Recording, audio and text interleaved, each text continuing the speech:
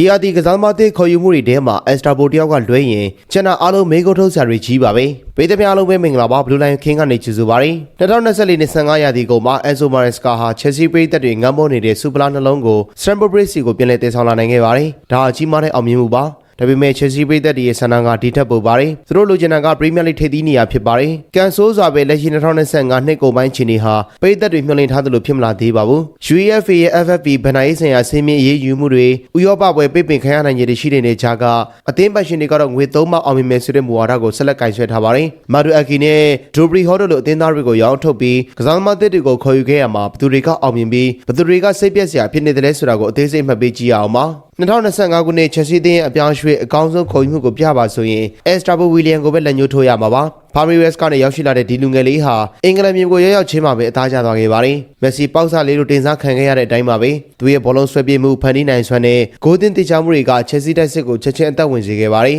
ညာတောင်ဘက်မှာသူကစားတဲ့ပုံစံဟာအရင်ကမက်ဒူအကီနီယာကိုအစားထိုးနိုင်ခဲ့ရုံသာမကအဆင့်တန်းတစ်ခုကိုပါမြင့်တင်ပေးလိုက်တာပါလူငယ်ကစားသမားအများစုဟာပရီးမီးယားလိရဲ့ဂျန်တန်မှုကိုခံနိုင်ရင်မရှိကြပါဘူးဒါပေမဲ့အက်စတာဘိုကတချွင်းချက်ပါသူဟာခိုးပမာနဲ့တွဲဖက်ပြီးချက်စီသင်းရဲ့တိုက်စစ်ကိုဦးဆောင်နေပါတယ်သူဟာပြည့်စုံပံအတွက်ရောအနာဂတ်အတွက်ပါအကောင်းဆုံးရင်းနှီးမြှုပ်နှံမှုဖြစ်ကြောင်းအကောင်းဆုံးသောခြေစွမ်းတွေနဲ့သက်သေပြလို့နေပါတယ်မာဒူအကီထွက်ခွာသွားပြီးတဲ့နောက်ပိုင်းတောင်ပန်တိုက်စစ်အတွက်မန်ယူနိုက်တက်ကနေဂါနာချိုကိုခေါ်ယူခဲ့တဲ့ဟာဈေးကွက်ကိုတုံးလုံးစီခဲ့ပါတယ်ဒါပေမဲ့သူ့ရဲ့စွမ်းဆောင်ရည်ကတော့အမှတ်ပေးရခက်ခဲနေစေပါခနာချိုရဲ့အမြန်နှုန်းနဲ့တိုက်စစ်စင်မှုတွေကထိတ်တန်းဆင်မှာရှိပါတယ်။အက်စတာဘိုနဲ့ဘင်ညာတွဲပတ်ကစားတဲ့အခါပြိုင်ဘက်တွေအတွက်အိမ်မက်ဆူပါပဲ။သွင်းကိုတချို့နဲ့ဖန်တီးမှုတွေပြုလုပ်နိုင်ခဲ့ပါတယ်။ဒါပေမဲ့ဘရူနိုဖာနန်ဒက်သတိပေးခဲ့သလိုပါပဲ။ခနာချိုရဲ့စစ်တဲ့ပိုင်းဆိုင်ရာတည်ငြိမ်မှုမရှိခြင်းကမာရက်စကာအတွက်ခေါင်းကိုက်စရာဖြစ်နေပါတယ်။ပွဲကောင်းတဲ့ပွဲကစားပြီးရင်ပွဲစိုးနဲ့ပွဲဆက်တိုက်ဖြစ်နေတတ်တာနီးပြရဲ့ညွှန်ကြားချက်ကိုတိတိကျကျမလိုက်နာတာတွေကြောင့်သူ့ကို Great Peter ပေးလို့ရနိုင်ပါတယ်။သူဟာ A ဆင့်နဲ့ဖြစ်လာနိုင်တယ်လို့ F အဆင့်ထိလည်းထိုးကျသွားနိုင်ပါတယ်။ဟော်မရှိတော့တဲ့နောက်ကွင်းလေဖန်တီးမှုတာဝန်ဟာအန်ဆိုနဲ့ကန်စီရိုတို့ပေါ်မှာပို့ပြီးတော့ကြားရောက်လာပါတယ်။အသစ်ခေါ်ယူလိုက်တဲ့ကွင်းလေလူတွေဟာဟော်လောက်နေပြရဲ့နေစတစ်ပိုင်းဆိုင်ရာကိုနားမလည်သေးပါဘူး။ချက်စီကွင်းလေဟာပါရမီရှင်တွေစုဝေးနေပြီမဲ့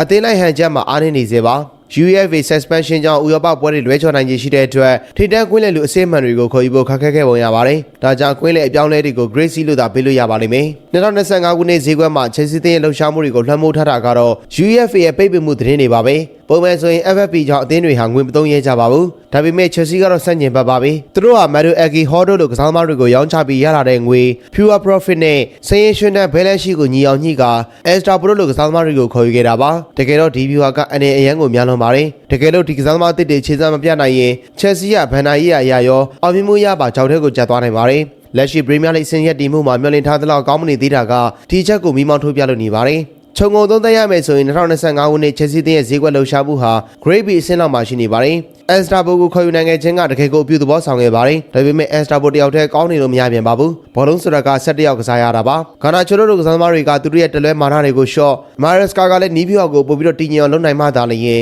Chelsea ရဲ့2025စီမံကိန်းကအောင်မြင်မှာဖြစ်ပါတယ်။လက်ရှိမှာတော့ Extra ဘိုရဲ့ခြေစွမ်းကလွှဲရင်ကျန်တာတွေကမေကွန်းထုတ်စရာတွေအဖြစ်ကြန့်ရှိနေစေပါ။ညီကိုတို့ကရောဘယ်လိုမြင်ကြလဲပြောပြသွားခဲ့ကြပါဦး။အဆုံးထိကြည့်ပြီးလို့အားလုံးကိုကျေးဇူးများတင်ပါတယ်။